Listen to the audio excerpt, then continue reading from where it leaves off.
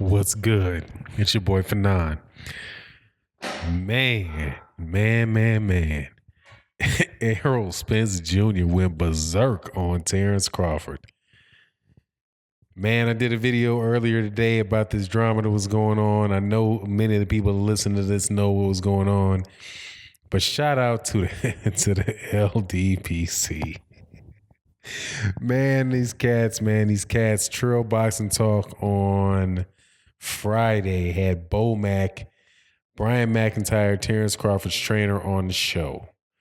And Terence Crawford and then Bo Mack was cracking some jokes. Fred from Barbershop Conversation sees Errol Spence Jr. in a lobby of his hotel room, checking into a hotel room, and tells Errol Spence what Bo Mack said. I suppose they went back and watched the video of the Trail Boxing Talk, and after the Errol Spence Jr. took the stage or the podium after the Danny Garcia fight and snapped. After the Danny Garcia Sean Porter fight and snapped on him.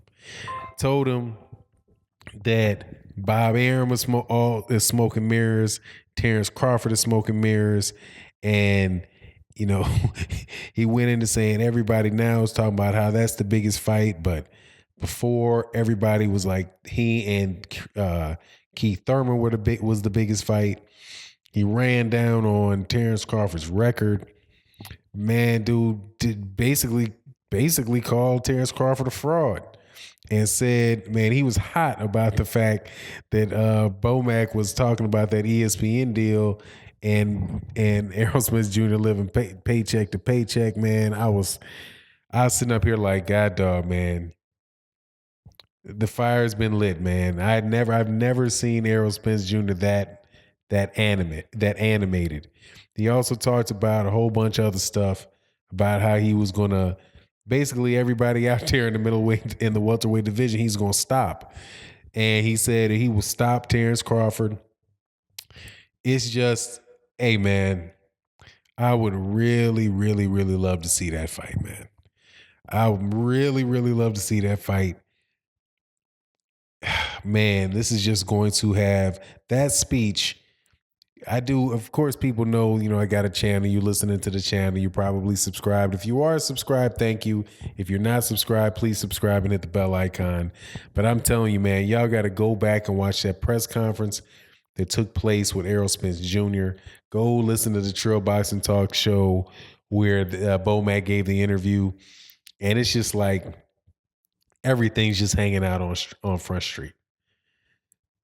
The fact that that Errol Spence Jr. just disrespected Terence Crawford like that, man, I didn't see that coming, man. I just thought it's a quiet kid, typically very, very reserved, very, very polite, but he's coming out of his shell a good amount, man. He's really coming out of his shell, and like I said before, man, I know what I think he sees in Terence Crawford. And that's why I pick, like I said, I think Terence Crawford is my number one guy pound for pound. But a fight at welterweight is not pound for pound. It is you getting in the ring with him. And Terence Crawford will have his hands full with Errol Spence Jr., man. He would really have his hands full with him. But the thing that I like, man, because my guy, one of my favorite channels, Blood Boxing, was talking about how, these guys aren't calling each other out. I'm going to be real interested in Blood Boxing's take on this, man. So I'm going to be looking out for it. This is just, man, it's the middle of the night. So I'm going to just kind of do a conversational video. You know what I mean? So I'm really, I really am interested to see what some people got to say about this, because there's some room for critique in what Errol said. When Errol was like, look, there's politics in boxing. Some people might say, hey, there shouldn't be politics in boxing, but there's politics in boxing. And those dudes are riding with Al Heyman really, really heavy. And you could hear it in the way that Errol Spence Jr. was talking. I haven't yet watched what Adrian Bronner was talking about, but more than likely I'm gonna use this picture with Adrian Bronner standing behind him, trying to get some shine. I don't know what he was doing, man. Those guys were bugging, but Errol Spence Jr. was really like, look, man, I fight for Showtime, I fight for Fox, and I fight for Fox. That's who I fight for. That's where we are. All right. And he ain't got any. He's talking about how Terence Crawford doesn't have anybody over on that side of the street. He's like, there's nobody over there on ESPN. And Errol Spence said, I'm not going to ESPN. Since if he wants to come over here to Showtime, then you can come over here to Showtime and see who you can get with over here on the welterweight division, and pretty much just laid it down. Like, look, this, and what he's saying is true. All of the welterweights are over there. All of the welterweights of name are with the PBC. They're fighting on Showtime. They're fighting on HBO. They're fighting at the Barclays Center. And that is, now, I'm telling you, man, I definitely think highly of Terence Crawford, man. I do. But that's the shame, not the shame, but because I don't want to say that I think he should be ashamed, because I don't think that's the case. But that is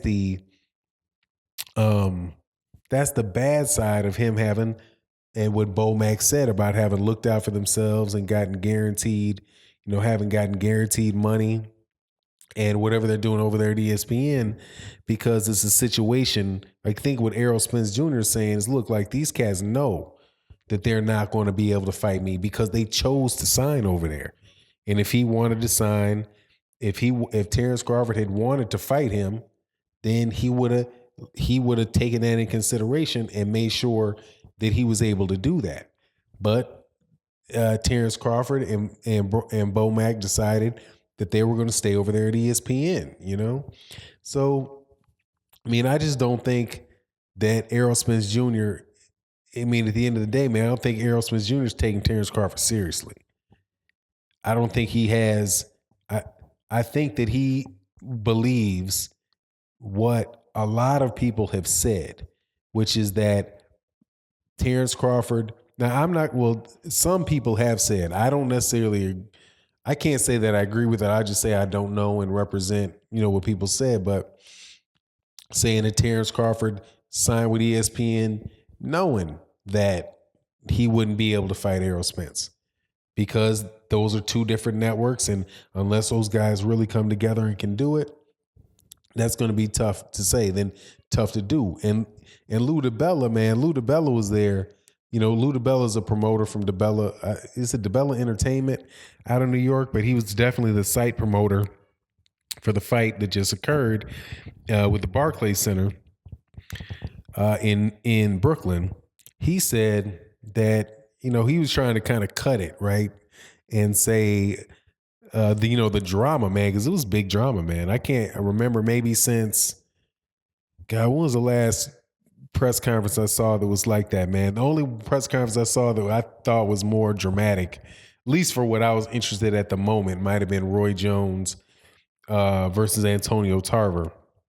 And I was there at that press conference. So I was like, wow, man, this is wild. But this is wild. But Lou DiBella tried to pull it back and say, look, maybe it can happen down the road when there's enough money down the road. It can happen. We can find a way to make it happen. Like, he didn't want to burn any bridges. But Errol Spence Jr. was just being like, look, man, I'm not even going to play because you talking bad about me. And that's what Bo Mack did, though. Now, personally, I think they took that stuff out of context. Errol Spence Jr. was upset that he said that you live in paycheck to paycheck. And like, look, man, I guarantee you I'm not living paycheck to paycheck. But anyway, man, this, like I said, I did a video about that earlier today. It's just going to be so hard, man. It's going to be fun, but at the same time, man, I like both guys, man. I do. I like Terence Crawford and what Terence Crawford does. I like what Errol Spence Jr. does. Errol's, probably the more favorite of my fighters, or my favorite. Him and Deontay Wilder, currently active, are probably my two favorite fighters. But it's just, God, man, it's kind of like the fight with Danny Garcia and Sean Porter. I like both those guys, but somebody got to win. But to have this type of drama around a fight that probably can't happen for several years, that's not fun. So I'm just trying to think if there was anything else. There were so many things that Errol said that was just, I mean, it was just raw from talking about, man, how he would beat up on. Gervonta Davis said he wanted to spar him, wanted to get that work, and he looked at him like, man, I'll stop you, little dude. You just funny stuff. But anyway, man, definitely go check that out, man. Great night of boxing all around. It's well past midnight tonight. And my wife doesn't talk about boxing, so I figured I'd sit down and just make more of a conversational, video about that press conference. But anyway, man, thank you for tuning in.